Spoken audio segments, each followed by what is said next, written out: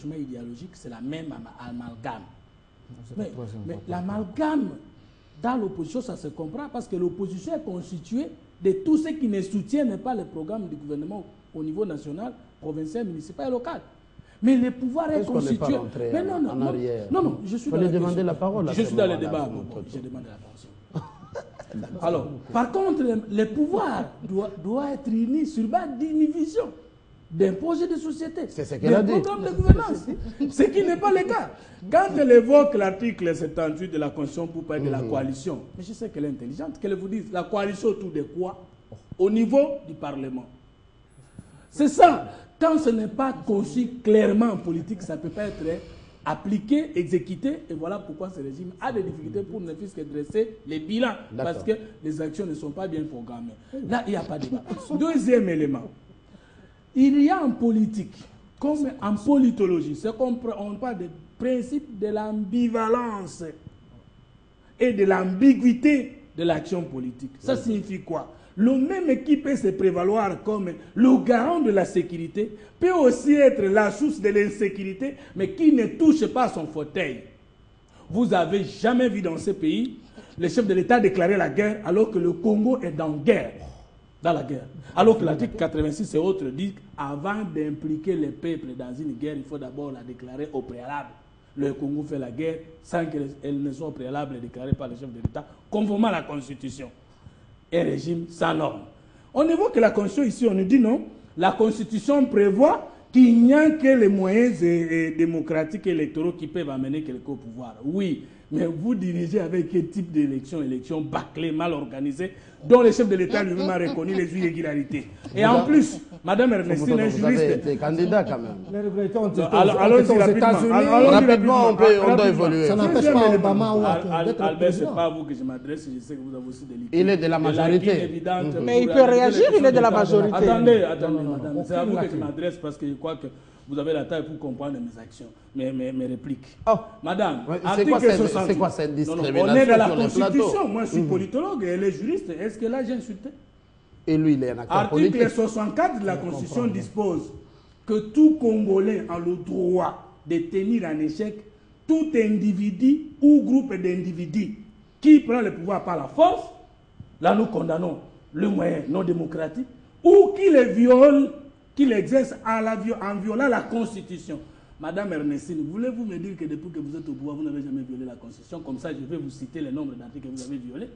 Donc, nous n'avons jamais violé la Constitution. Je vais vous donner les exemples. Je vais vous donner...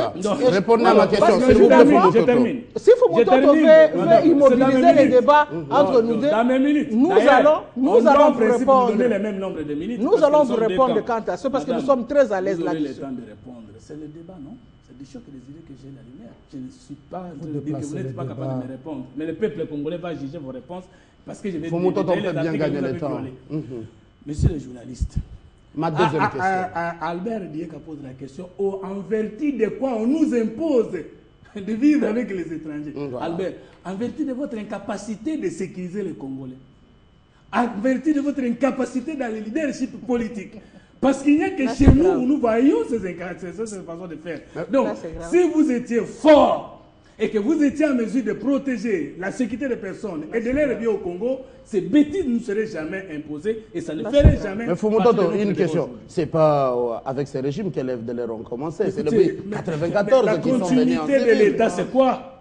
Ils jouissent des avantages de l'État. C'est à eux de nous protéger. Alors, s'ils n'étaient pas capables de nous faire oublier Mobutu, pourquoi ont-ils désiré remplacer Mobutu? Si vous voulez nous dire que c'est Mobutu qui a gaffé, qui l'a détruit, ok. Mais celui qui devait venir, devait continuer Mobutu ou bien devait nous donner les contrats de Mobutu. C'est encore un aveu d'échec et une preuve qu'ils ne sont pas capables de continuer à diriger le Congo. Est-ce qu'il y a encore un débat là? Madame Ernestine. Monsieur Mathieu, heureusement que vous me passez la parole. Je crois que Fumutoto, qui est entré très récemment dans l'opposition, n'a pas encore bien saisi la portée de l'opposition dont il est en train de faire. Puisqu'il ne l'a pas saisi, il ne s'est pas saisi la portée des actions, ni faire une lecture assez saine de la Constitution. Voilà le grand problème. Lorsque Fumutoto rentre dans les coalitions, les regroupements des partis politiques tels que nous avons notre famille politique et dans les oppositions aux multiples regroupements. Je crois que Fumototo, c'est lui qui ne veut pas comprendre les choses. Du côté de l'opposition, les regroupements se font au fur et à mesure. Elles se font... Ça évolue. Oui, ça évolue. Chaque fois qu'il y a une donne qui se présente, ils refont ce qu'ils avaient fait, ils détruisent ce qu'ils avaient fait parce qu'ils sont en train de s'attaquer en fait contre un individu. Alors que nous sommes constants, même si nous disons que nous avons aussi d'autres choses, idéologies qui sont en train de graviter autour de la famille politique, mais nous avons un programme commun. Ça d'accord. Maintenant, on peut évoluer. Il a déjà sa réponse. C'est sur ce programme que nous nous sommes battus vers les élections. Et pour ne pas entrer dans les détails, j'aimerais quand même ajouter à l'intention de Fumototo que lorsque l'on parle de la Constitution, il faut être constant et constant jusqu'à la fin. Alors, on va parler de la Constitution tout à l'heure. Tout à l'heure, madame, on va parler de ça. Mais répondez à ma question. Mathieu, c'est important. Les cantonnements de FDLR qui causent beaucoup de divergences. Mathieu, vous constaterez, avec les cantonnements de FDLR, que la République démocratique du Congo, alors République du Zaïre, en 1994, lorsque nous avons reçu les FDLR, c'était un devoir. À l'époque, les Hutus-Rwandais. C'était un devoir au regard de la communauté internationale. Le droit international humanitaire nous l'exige. Vous ne pouvez pas, des gens qui fuient une situation de tension, qui viennent se réfugier dans votre pays, vous dites non, nous ne vous laissons pas entrer. La communauté internationale est organisée et la même, je dirais même, sur ce genre de problème, elle a le phare sur vous.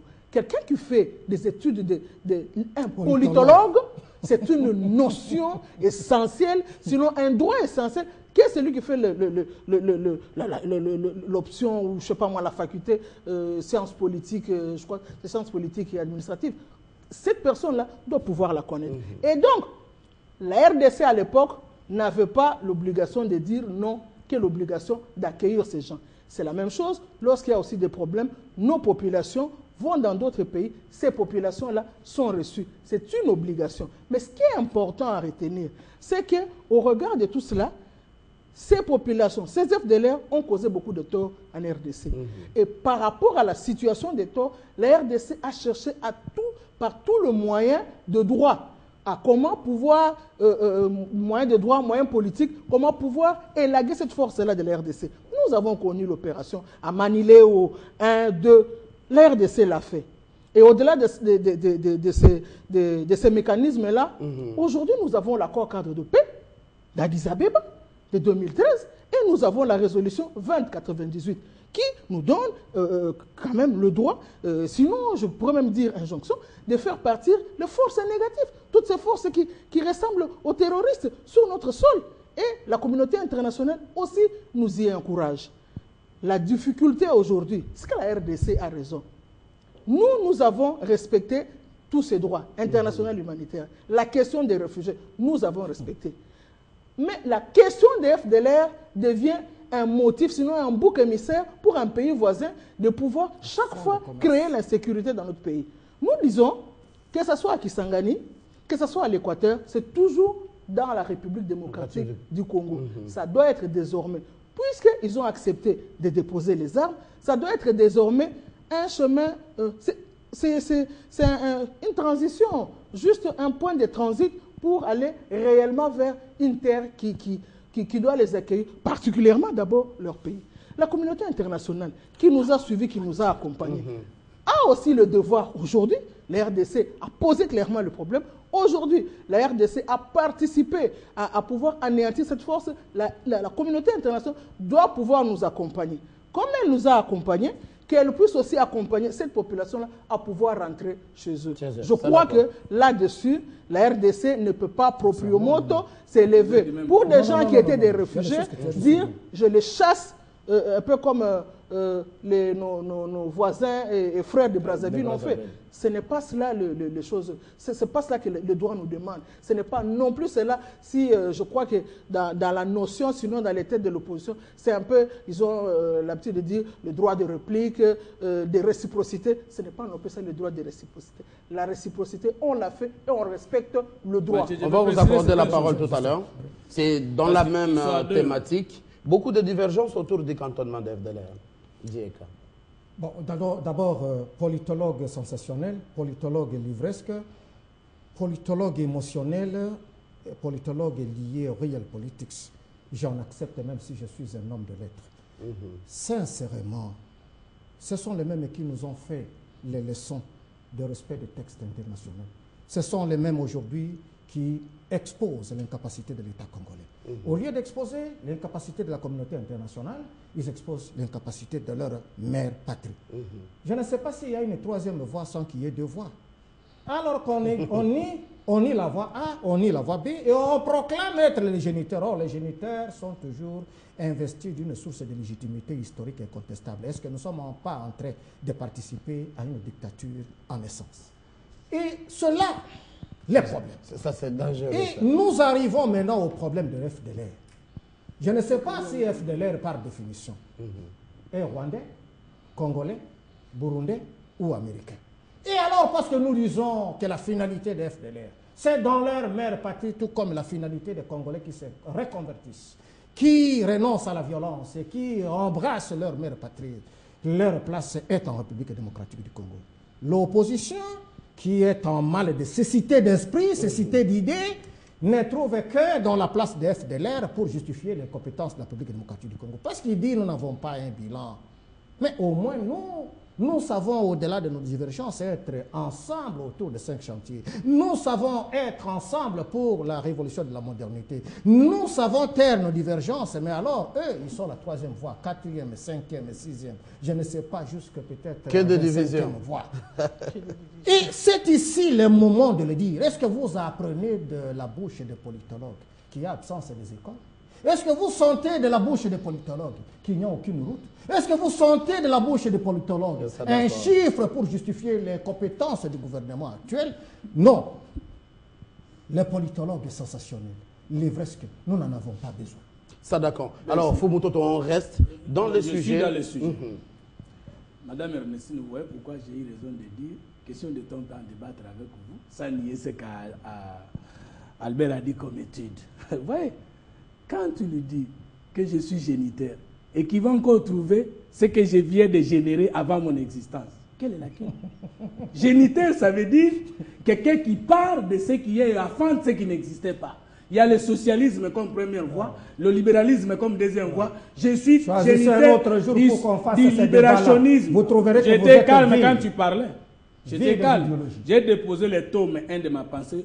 4000 pages à national le 2 août aucun 2011. Fondement social. Allez vérifier, après vous viendrez faire le débat. Est-ce que je peux continuer? Oui. Deuxième élément, est-ce que vous avez compris que le débat d'aujourd'hui, notre ami n'est pas dans le débat, il chante. Je t'ai répondu. Mais je parle, Albert. Et vous n'avez pas écouté. Et pourquoi vous attaquez trop à lui? Je ne m'attaque pas. Puisqu'il est de l'UCC de Lambert Mende. Mais non. Oui. D'ailleurs, Albert, c'est mon frère. C'est une guerre des idées. Sortez des frères. Troisième voie n'est pas mon frère. Ah voilà. Vous êtes du même terroir, d'accord. Comment je peux être votre frère? Je suis dans la voie que vous niez. Quelle est l'idéologie de votre parti? Je suis dans la voie que vous niez. Mais les 5 chantiers ne sont ni projet de société, ni idéologie, mais c'est vous qui ni pensée choisissez, non. Est-ce que je peux parler, Mathieu? Est-ce qu'on peut me protéger? Vous jetez des amateurs. Alors, on gagne en temps. Rapidement, non, monsieur le juge, s'il vous plaît. Au cours d'une seule législature, on ne change pas de vision d'État. Un seul régime au pouvoir ne peut pas avoir des projets de société. Entre 2010 et 2011, les 5 chantiers, ce n'est pas une vision quand même. Alors on a changé quoi? Mais c'est ce que j'ai dit. On a changé mais attendez, monsieur le journaliste, on répond à la question du journaliste. 2006-2011, on n'a rien. Les 5 chantiers, ce n'est ni idéologie, ce n'est ni pensée politique.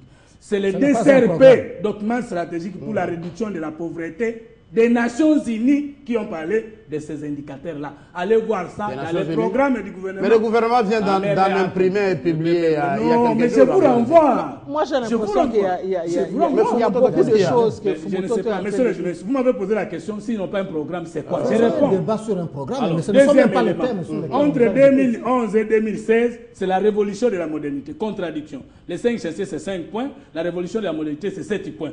Dans une seule majorité, des projets de société au cours des mêmes régimes. Ça n'existe pas. Madame Ernestine, vous avez dit une chose, que moi je suis nouveau à l'opposition. Ce n'est pas à vous que je vais donner les coups de droit ici. La loi portant statut de l'opposition, dans son article 3, dispose que aide l'opposition